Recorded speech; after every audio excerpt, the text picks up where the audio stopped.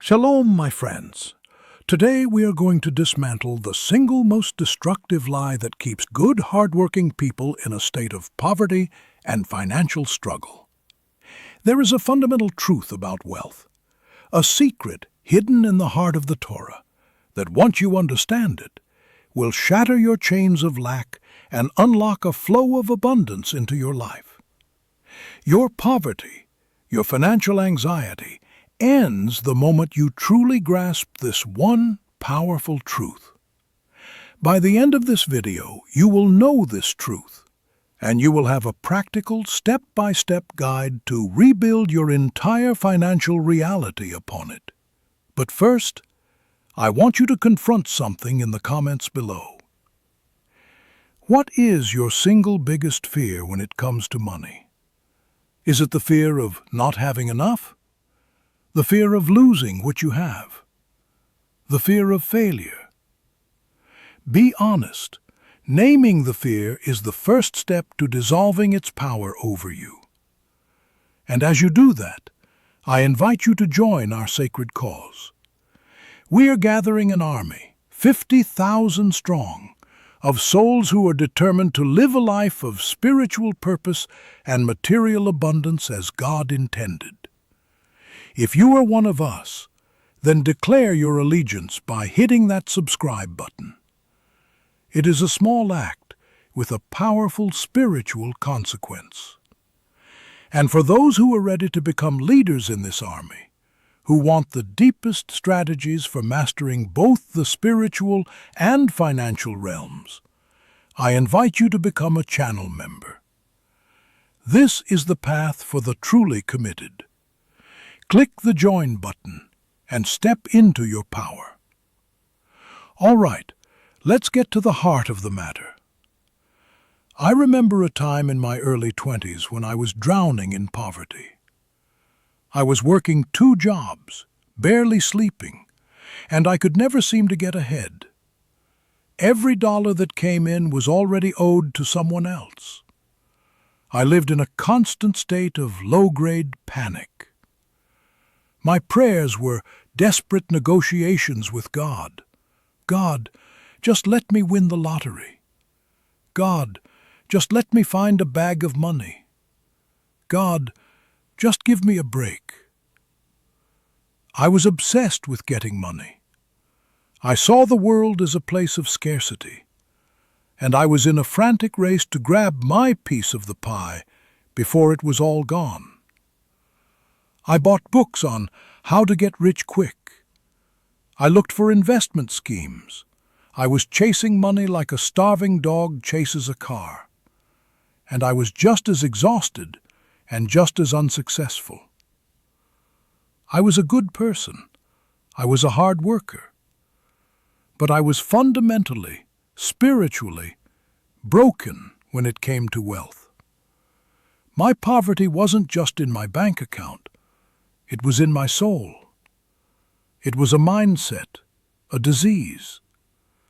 And it was only when I hit rock bottom, when I was so tired of the struggle that I was ready to give up, that I finally understood the truth I am about to share with you. The mindset of chasing money is the very definition of the poverty trap. It is a spiritual hamster wheel designed by the Yetzer Hara, our negative inclination, to keep you exhausted, desperate, and powerless. When you are chasing money, you are telling the universe that you are in a state of lack. You are affirming with every frantic action that you do not have enough. And the universe, which is a mirror of your consciousness, simply reflects that lack back to you. You become a magnet for more bills, more emergencies, more scarcity. This mindset turns you into a hunter, but you are hunting a phantom. Money is not a thing to be caught. It is a consequence. It is an effect, not a cause. By chasing the effect, you ignore the cause, and so you remain in a perpetual state of frustration. The cost of this mindset is devastating. It robs you of your peace.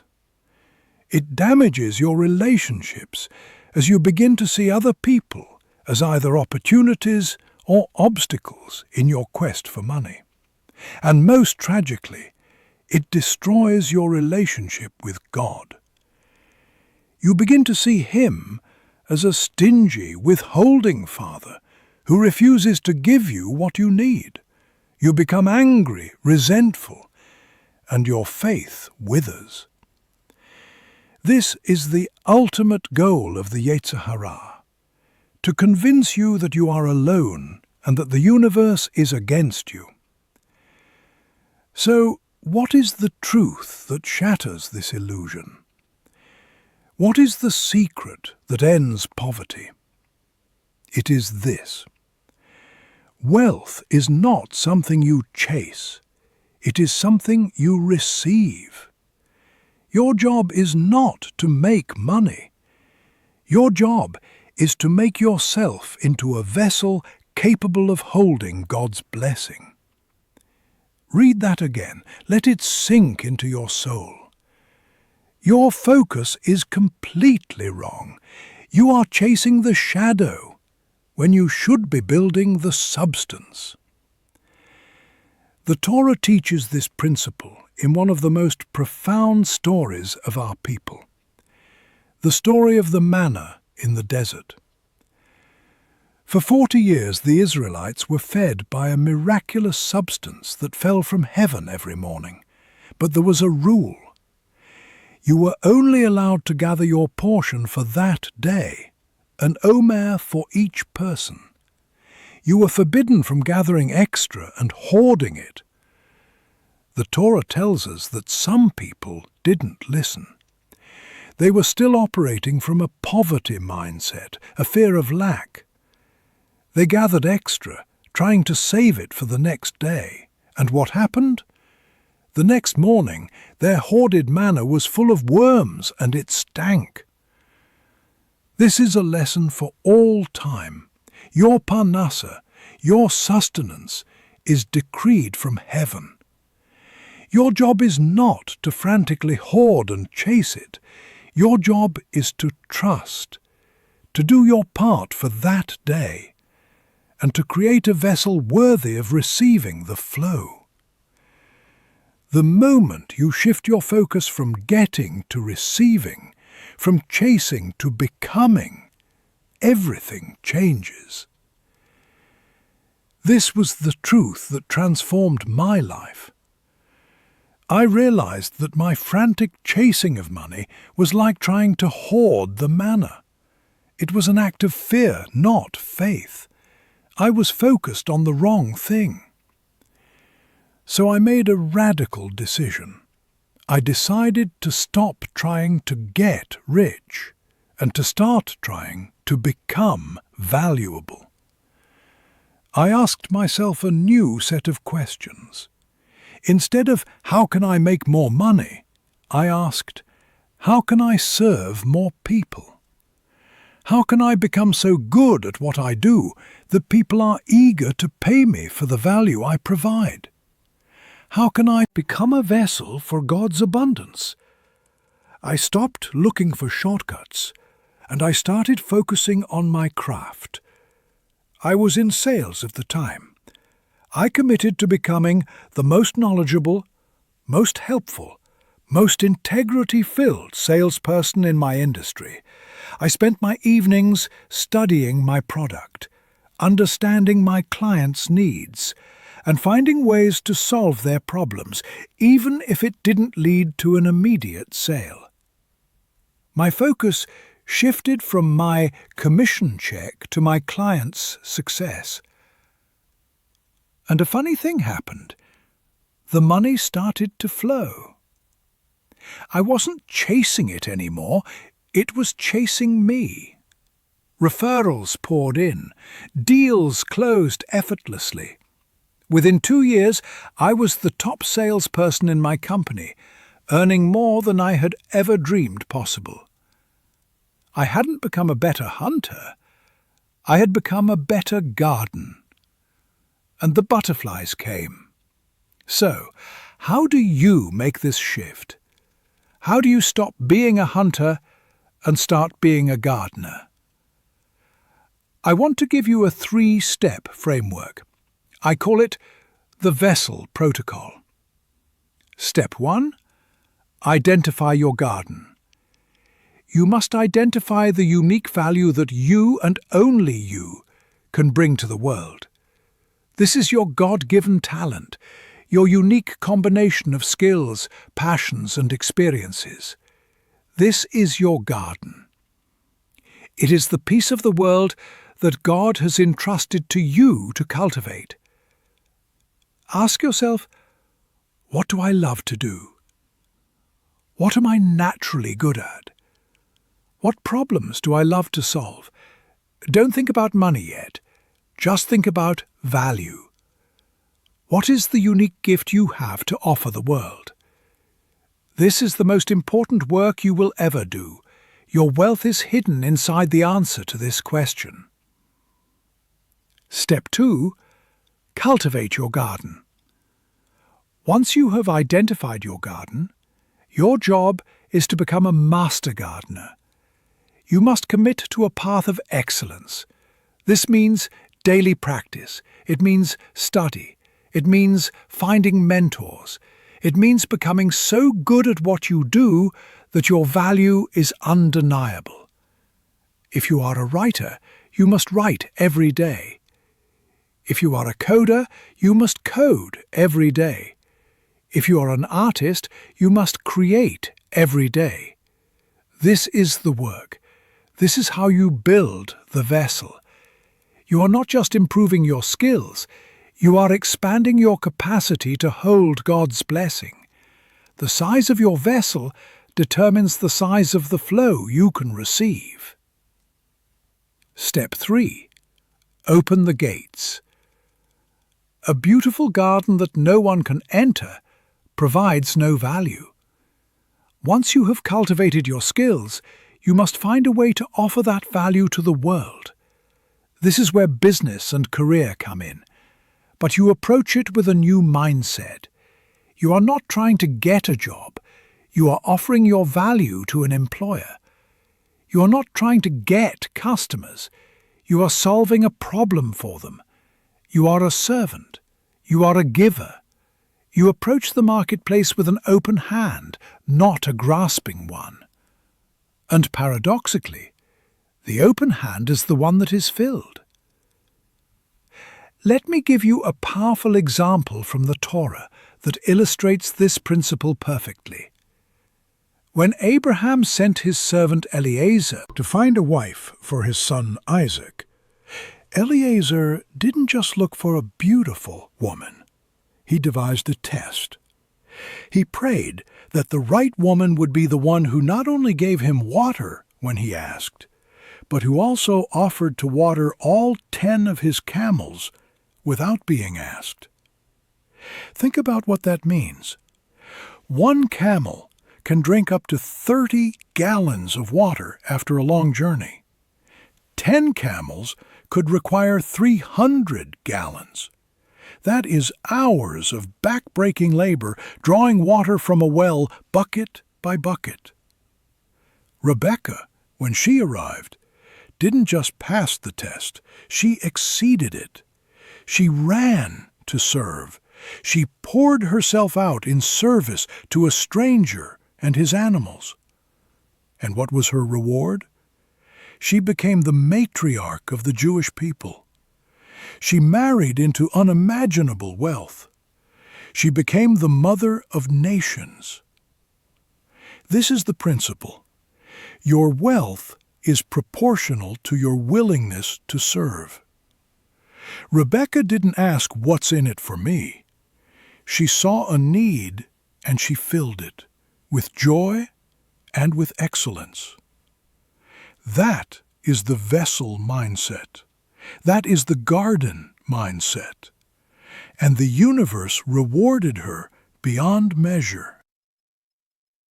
Let's go to the advanced level. The Kabbalah teaches that the divine flow of blessing, or shefa, desires to pour into our world, but it needs a vessel, a kli, to receive it. Without a vessel, the light of the shefa has nowhere to land. When you live in a poverty mindset, you are like a person holding a thimble, asking God to fill it. Even if He sends a flood, you can only receive a thimbleful. The work of your life is to build a bigger vessel. Every time you learn a new skill, you are expanding your vessel. Every time you act with integrity, you are strengthening your vessel. Every time you serve another person, you are enlarging your vessel. Your wealth is not a reflection of how much God wants to give you. It is a reflection of the size of the vessel you have built to receive it. There is also a profound teaching in the Talmud that speaks directly to this. The sages say, Kol ha'adam la'amal nolad, man is born to toil. But the question is asked, toil for what? For the toil of the mouth, meaning prayer and study, or for the toil of the body, meaning work? The answer is both. But the deeper teaching is this: your work, your toil, is not a punishment. It is your spiritual practice. It is how you build your vessel.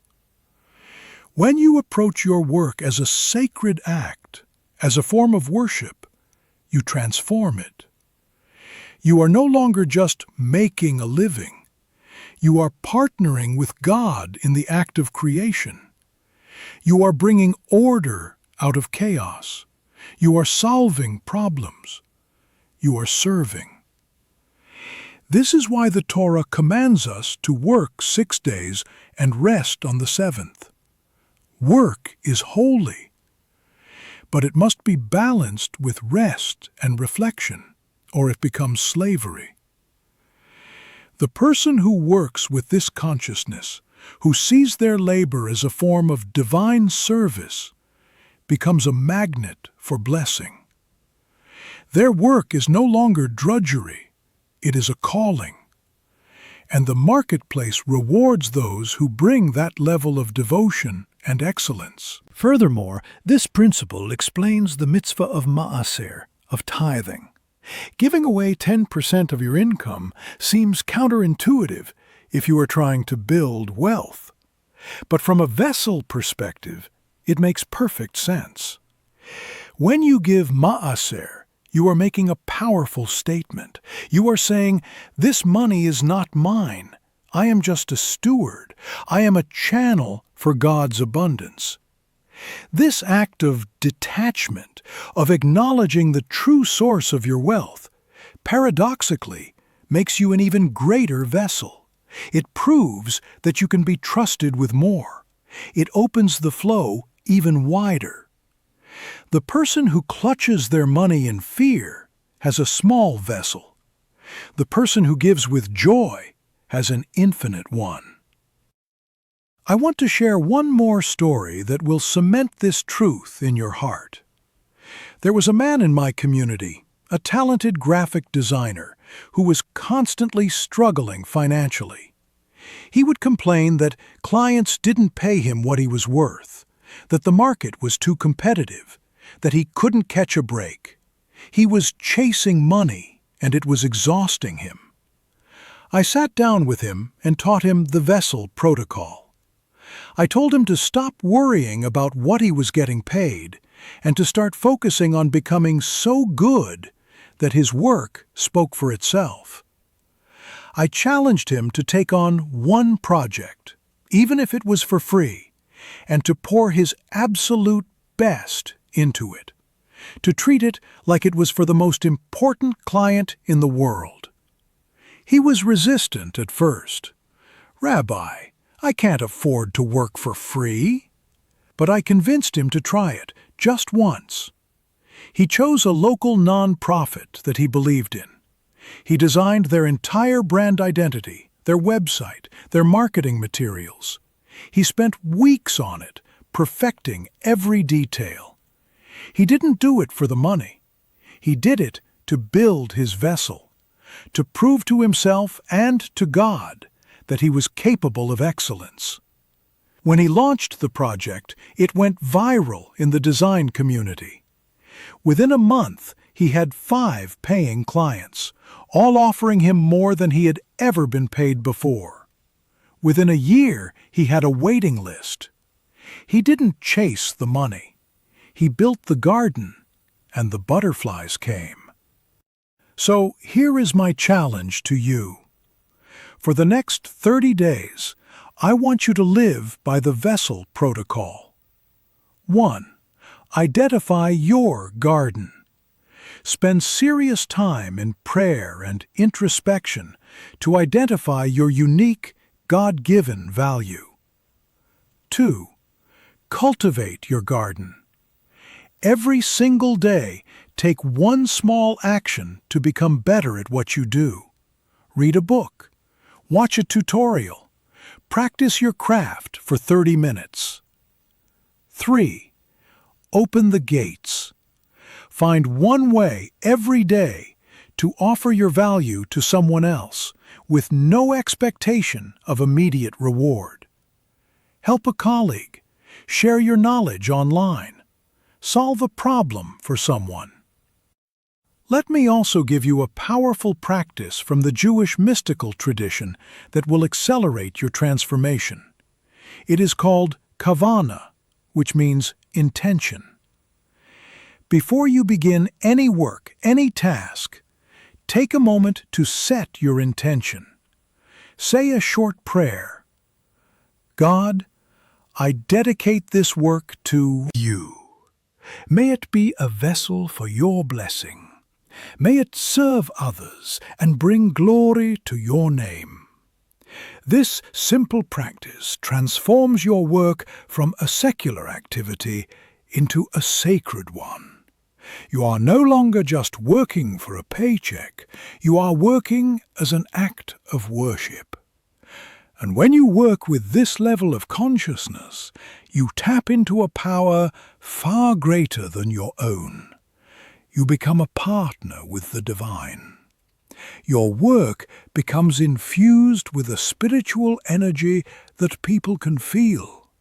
They may not know what it is, but they know that there is something different about you, something special, and they are drawn to it.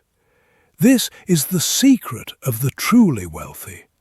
They don't just work hard, they work with kavanah, they work with soul. I also want to address a critical mindset shift that must happen for this to work. You must stop seeing yourself as an employee or a worker and start seeing yourself as an entrepreneur of your own value. Even if you work for someone else, you are not just trading time for money. You are offering a service. You are solving a problem. You are creating value. When you adopt this mindset, everything changes. You stop asking, what can I get away with? And you start asking, how can I exceed expectations? You stop watching the clock and you start watching the results. You become indispensable. And indispensable people are never poor. The marketplace always finds a way to reward those who create exceptional value. This is a spiritual law as certain as gravity. There is one more critical element I must share with you. As you build your vessel, as you cultivate your garden, you will face resistance. The Yetzer Hara will whisper to you that this is too slow, that you need money now, that you should go back to chasing. You will be tempted to give up when you don't see immediate results. This is the test. This is where most people fail. They plant the seeds, but they dig them up every few days to see if they are growing. You must have faith. You must trust the process. The Talmud teaches lefum tsara agra. According to the pain is the reward. The struggle you feel as you build your vessel, as you resist the urge to chase, is not a sign that you are failing. It is a sign that you are growing. You are breaking old patterns. You are rewiring your soul. Stay the course. Keep cultivating. The harvest is coming, and it will be more abundant than you can imagine. Let me leave you with one final profound teaching. The Torah tells us that when God created Adam, he placed him in the Garden of Eden, lovda ulshomra, to work it and to guard it. This was before the sin, before the curse of toil. Work was not a punishment. It was Adam's purpose. It was his joy. He was given a garden, and his job was to cultivate it, to make it flourish. This is your original design. You were not created to chase money. You were created to cultivate a garden, to bring forth beauty and abundance from the raw materials of your talents and the world around. When you return to this original purpose, when you stop chasing and start cultivating, you are aligning yourself with the very blueprint of creation. You are doing what you were designed to do. And when you do what you were designed to do, the universe conspires to support you. This is not a metaphor. This is a spiritual law. Your poverty ends the moment you understand this truth and begin to live by it. 30 days. Shift your entire focus from getting money to becoming a person of value. Stop chasing the butterfly. Start building your garden. Do this, and you will not just end your poverty. You will become a channel for divine abundance, a force for good in the world, and a living testament to the truth that your wealth is not in what you get, but in what you become. Shalom. And may you be blessed with the wisdom to build your vessel, the diligence to cultivate your garden, and the joy of receiving the abundant flow that is waiting for you.